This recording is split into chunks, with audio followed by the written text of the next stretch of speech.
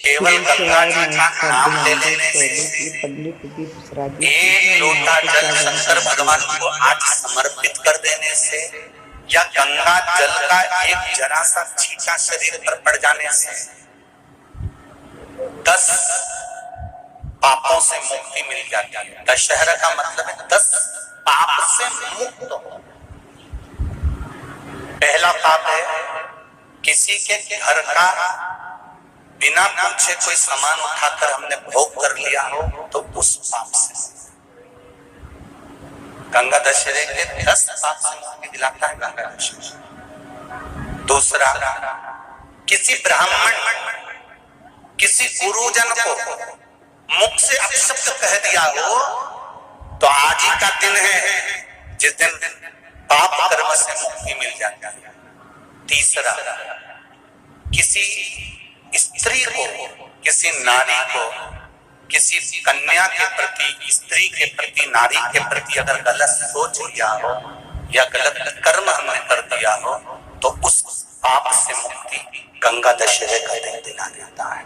चौथा,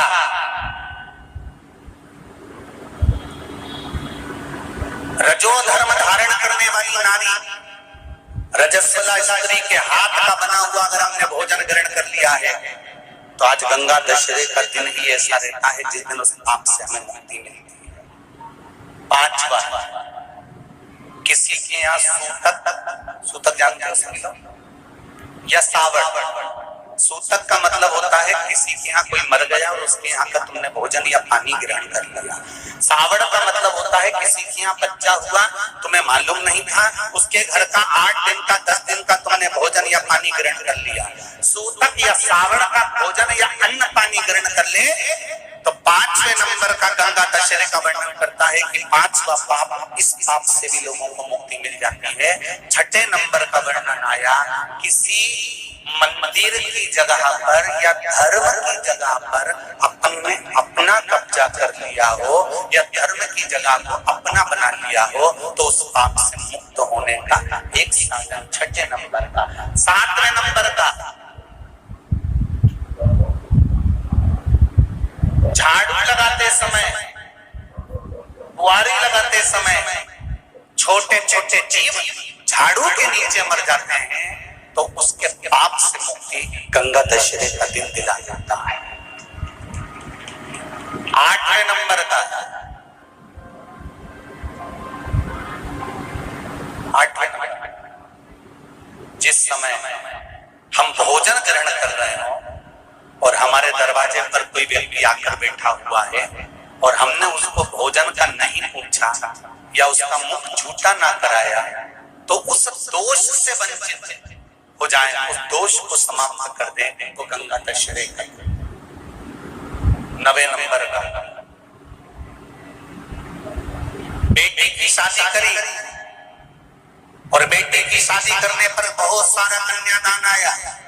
उस कन्यादान में साड़ियां ज्यादा आ गई, सामान ज्यादा आ गया, मिक्सर 2 सेट आ गए, डिनर के 2 सेट आ गए, और मायके वालों ने 1 सेट अपने घर में रख लिया और उस मिक्सर में खूब सामान पीस के खाया, खूब निपटाया। बेटी के कन्यादान का सामान घर में रखकर उसका भोग करने पर जो पाप लगता है, 9वें नंबर का कहता है गंगा दशहरे का दिन उस पाप को धो देता।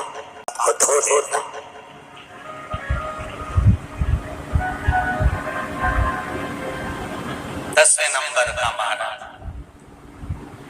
यदि किसी तीर्थ में जाकर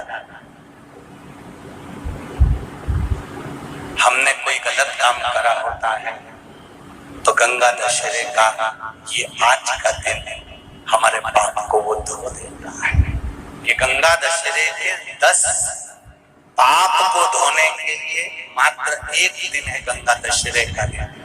आज के दिन जो शिव जी को जल चढ़ाता है, शंकर भगवान कहते हैं भले उसने उसमें गंगा जल डाला नहीं डाला, पर मेरे ऊपर जब जल चढ़ाता है, शिव जी कह देते हैं आज के चढ़े हुए जल को मैं गंगा जल बना देता हूँ।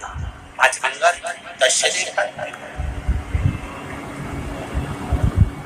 खूब भजन करो, दान करो, पुण्य करो, सत्कर्म करो, नाम जाप करो, नाम स्मरण करो। और शिव मंदिर में चढ़े हुए जल का थोड़ा सा सिंचन जरूर करो। कुछ तिथियां होती हैं, जिन तिथियों में अगर आप रोज गंगा का जल शंकर को नहीं चढ़ा सकते तो शिव महापुराण कथा कहती है, स्कंद पुराण कहती है, विष्णु पुराण कहती है, गर्ग संहिता कहती है, गीता पुरुष गोरखपुर का कल्याण का गंगा अंक कहता है कि कुछ तिथियां भारत की भूमि पर ऐसी वर्णित है जिन तिथियों में भी गंगा का जल हम शिव को अगर एक बूंद भी समर्पित कर रहे हैं, गंगा का जल मात्र एक आधी चम्मच भी, आचमन जितना भी अगर हम शिव को समर्पित कर रहे हैं तो उसका सुख आनंदित है। जैसे पंचमी तिथि, नवमी तिथि, दशमी तिथि, एकादशी, प्रदोष, पूर्णिमा, अमावस्या, ये तिथियां हमारे यहाँ जो दी गई हैं, इन तिथियों में अगर हम गंगा का मात्र थोड़ा सा जल भी अगर जल के पात्र में डालकर गंगा जी का जल थोड़ा सा भी शिव के पास लेकर जा रहे हैं तो ये एक भाव अपने भीतर होना चाहिए कि आप केवल गंगा का जल साधारण शिव मंदिर में समर्पित नहीं कर रहे हो, आप गंगा का जल भले अपने घर से लेकर जा रहे हो और थोड़ा सा भी जल ले जाकर अगर शिव को समर्पित कर रहे हो तो तुम्हारे भीतर ये भाव होना चाहिए कि मैं गंगोत्री से जल भरकर सीधे रामेश्वर में ले जाकर गंगा के जल को समर्पित कर रही हूं। श्रावण के महीने में या अन्य महीने में आप शिव को समर्पित कर रहे हैं, ये आपके भीतर एक भाव उत्पन्न होना। एक बार गंगा में अगर डुबकी लगा ली है हृदय से, मन से, एक बार अगर गंगा में डुबकी लगा ली है मन से, हृदय से, चित्त से, तो कहते हैं जब तक व्यक्ति के प्राण छूटते हैं तब तक वो गंगा का जल उसके शरीर से लगा ही रहता है, वो अंतिम बिंदु तक लगा रहता है। मरने के बाद घर के लोग लोटा में भर के ले जाएं,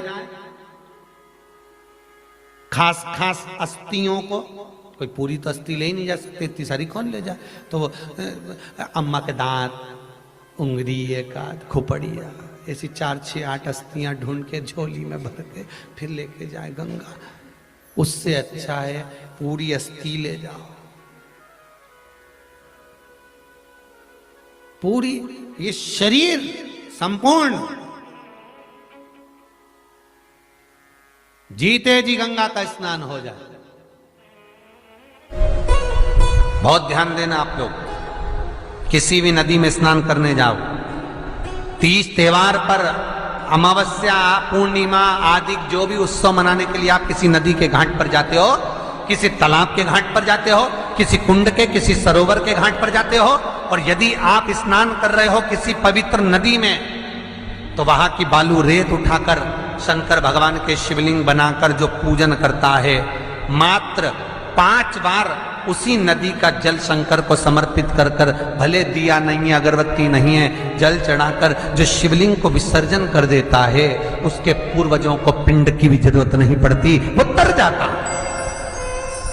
उसके पूर्वजों। दोस्तों अगर वीडियो अच्छा लगे तो वीडियो को लाइक एंड सब्सक्राइब जरूर करें और वीडियो पूरा वॉच करें। उसके पूर्वजों को पिंड भाग की भी जरूरत नहीं पड़ती, उसकी तृप्ति स्वतः ही हो जाती है हमारी।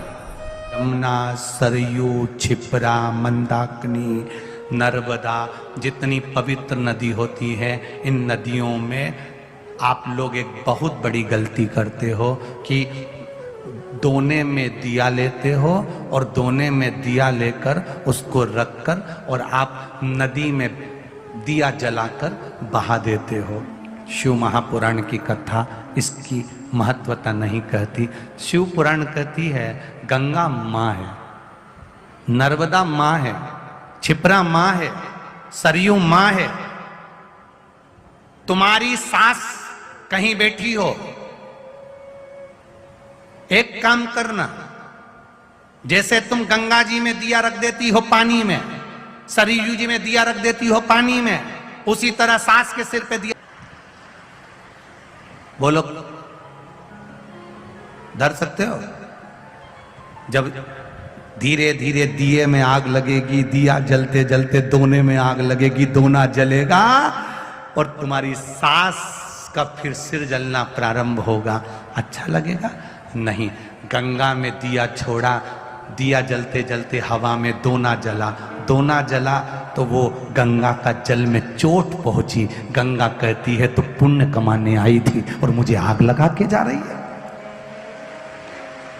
पवित्र नदी को शुद्ध रखिए, उसमें पवित्रता का विशेष ध्यान रखिए। यहां तक शिव महापुराण की कथा कहती है अपने स्नान के कपड़े भी अगर तुम घाट पर किसी के कहने पर छोड़ कर आ रहे हो, कई लोग कोई कह देता है तुम्हारे ऊपर ये रोग लग गया, तुम्हारे ऊपर ये बीमारी हो गई, नदी में नहाने जाना, अपने कपड़े छोड़कर आ जाना। पहले तो वो महाराज ढूंढो जिसने कहा कि पवित्र नदी पर अपने कपड़े छोड़कर आओ। नदी को हमेशा, पवित्र नदी को पवित्र रहने दो। मेरे राम जी जब चित्रकूट होते हुए चले गए, मेरे राम जी जब अयोध्या से लंका तक गए, बीच में इतनी पवित्र नदी पड़ी थी, मेरे राम जी ने एक जगह पर ये अपने वस्त्र को नहीं छोड़ा, न वस्त्र को पानी में निचोड़ा। मेरे राम जी ने स्नान करा, स्नान कर कर पानी ले जाकर दूर अपने वस्त्र को निचोड़ा, कहीं ये मेरे वस्त्र का पानी पवित्र नदी में ना चले जाए। वो मेरे राम थे जो मार्ग बताते जा रहे थे। और आज के जमाने में लोग एक जनी ने दिया जला के छोड़ा, बड़ी खुश हुई, वो भेरिया वो भेरिया वो भेरिया वो भेरिया वो भेरिया इतनी दूर तक चले गया। अब गंगा जी ने भी कह दिया अब की तो आ गई, अगली बार आ, अगली बार आ। इतनी प्लानिंग करिए, हरिद्वार जाऊंगी, हरिद्वार जाऊंगी, हरिद्वार जाऊंगी, हर बार प्लान बनाती थी, बद्रीनाथ जाऊंगी, केदारनाथ जाऊंगी, हर बार प्लान बनाती थी, अब की बार जाऊंगी, अब की बार जाऊंगी। भगवान घर में ऐसी बांधा ला के रख देता कि तुम्हें हरिद्वार तक बुलाता ही नहीं। अब सोचती मैं बस एक ही बार होके आई, फिर तो मेरा जाना ही नहीं हुआ। कभी तुमने गंगा जी से पूछा कि बार बार जाना क्यों नहीं हो रहा? गंगा जी खुद नहीं बुला रही, आग लगा के चली जाएगी। गंगा जी खुद नहीं बुला। पवित्रता का ध्यान रखिए, हम उसकी शुद्धता का ध्यान रखिए। हमने गंगा, यमुना, सरयू, सरस्वती, क्षिप्रा आदि को कैसे कैसे पवित्र रखना। आप में से कितने लोग हैं जो नर्मदा नहाए? आप में से कितने लोग हैं जो गंगा नहाए? आप में से कितने लोग हैं सरयू नहाए? कहीं ना कहीं किसी पवित्र नदी में आप लोगों ने स्नान जरूर करा होगा। बोलो करा कि नहीं करा? जितने लोग कथा सुन रहे हैं उनने भी करा होगा, जितने फेसबुक यूट्यूब पर सुन रहे हैं उनने भी करा होगा। किसी ना किसी पवित्र नदी में आपने, हमने, सबने स्नान करा होगा। अब स्नान तो हम कर लिए, उस गंगा नदी में हम नहाए तो गंगा नदी में हमने स्नान करा और स्नान कर कर बाहर निकले तो हमको 1.25 लाख बार स्नान का पुण्य मिल जाए। उसके लिए क्या करना पड़ेगा? एक डुबकी लगाए हो हमारा और कह रहे हो कि 1.25 लाख डुबकी का फल चाहिए, तो क्या करोगे? 1.25 लाख डुबकी का फल पाने के लिए क्या करना पड़ेगा? केवल एक काम, जिस पवित्र नदी का स्नान कर रहे हो उस पवित्र नदी की बालू का, बालू मतलब रेत का, बालू का शिवलिंग का निर्माण करना, उसका पूजन करना। पूजन कर कर जो बत्ती जोड़कर 108 बत्ती बनाई है, पूजन कर कर एक दिए में वो बत्ती, उस जो बालू का शिवलिंग बनाया है, पार्थिव शिवलिंग का निर्माण करा है, जो तुमने किसी गंगा, सरयू, नर्मदा, क्षिप्रा, मंदाकिनी, नर्मदा आदि पवित्र नदियों के तट पर स्नान करते समय तुमने जो शिवलिंग बनाकर पूजन करा है, उसके सामने वो बाती को जला देना, उसी से आरती उतार लेना, वो बाती वहां लगाकर छोड़ देना और छोड़ने के बाद उस शिवलिंग का फिर विसर्जन कर देना। विसर्जन कर कर उसी जल को अपने ऊपर छींट लेना। 1.25 लाख डुबकी का फल एक ही क्षण में प्राप्त होता है। इसको लक्षेश्वर महादेव का, श्री शिवाय नमस्तभ्यम, श्री शिवाय नमस्तभ्यम, श्री शिवाय नमस्तभ्यम। इसको लक्षेश्वर महादेव कहते हैं। सब्सक्राइब करें, कमेंट करें, श्री नमः शिवाय। 2 जगह पर धान जानते हो? चावल, जौ, चावल, धान माना गया।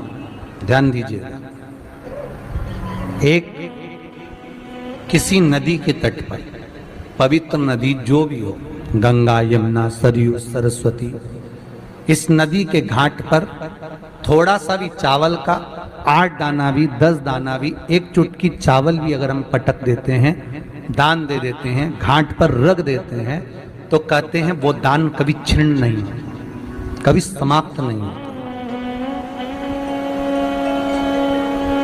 एक घाट का दान, दूसरा तीर्थ का दान।